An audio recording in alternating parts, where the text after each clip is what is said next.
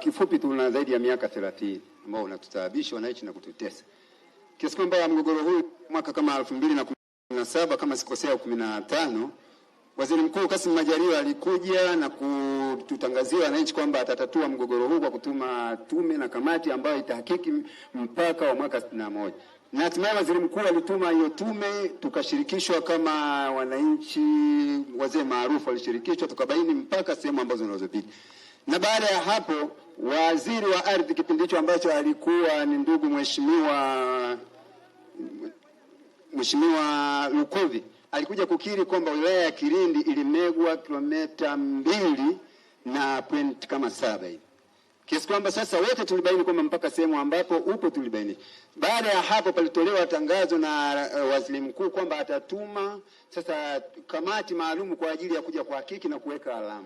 Swala hili limesota kwa muda mrefu. Hatimaye hii miaka miwili ikaja kujitokeza kwamba panawekwa alama sehemu tofauti na ile ambayo ilipimwa na wataalamu wa waziri mkuu, imeachwa watu wanaweka alama sehemu nyingine. Isitoshe, kwa kuwa muda hautoshi, kinachotutesa sisi kama wananchi wa Kilindi sasa hivi ni watu kulishiwa mashamba yao. Mtu kabla mazao hajakomaa ng'ombe zinalishwa katika mashamba. Halafu kingine haitoshi, eneo la mgogoro. Lakini kuna watu wenye mashamba zaidi ya mwaka 2014-17. Watu hao wananyang'anywa na watu wa Kiteto ambao wametengeneza hati feki za mwaka 2022. Hati hizi zinawanyang'anya watu mashamba ambao tangia 2014 wanayamiliki mashamba, wanakuja kunyang'anywa mashamba yao kwamba wale wana hati za umiliki wa maeneo hayo. Sasa mimi labda sielewi kwa utaalamu na elimu yangu ndogo, hivi eneo la mgogoro ndio watu wanaweza kujimilikisha upande mwingine hauna nafasi ya kujimilikisha eneo hilo? Kwa sababu mimi binafsi nimewahi kwenda kwa wataalamu wa ardhi wa wilaya hii na mimi kutaka kupata hati ili na mimi nimiliki shamba langu kisheria, lakini wakaniambia sehemu ya mgogoro hauwezi kupata haki. Sasa inawezekanaje wenzetu wanapata hati ya kumiliki maeneo lakini sisi hatupati? Na wakati huo sasa hatuna sehemu ya kupata msaada wa kuweza eti tutatetea mashamba yetu tukabaki nayo. Hatimaye mtu anashtakiwa polisi wakifika kwa nakwambia swala lako inatakiwa mambo haya mwende kwenye mabaraza ya ardhi. Wakienda kwenye mabaraza ya ardhi katika kufuata sheria wanamwangalia mwenye hati anapewa umiliki wa shamba ambayo mtu si haki yake. Mheshimiwa Waziri Mkuu, tunakuomba, mimi ni mtu mdogo sana, lakini kwa kunipa nafasi hii pia Mungu atakusaidia na atakubariki katika kazi yako. Tutatulia swala hili linatuumiza. Sisi tunaonekana kama sisi sehemu ya Tanzania tunapata shida. Na inatosha Mheshimiwa Waziri, maana kidogo hali inakuwa ngumu. Mheshimiwa, ngoja kidogo. Kwa wale wote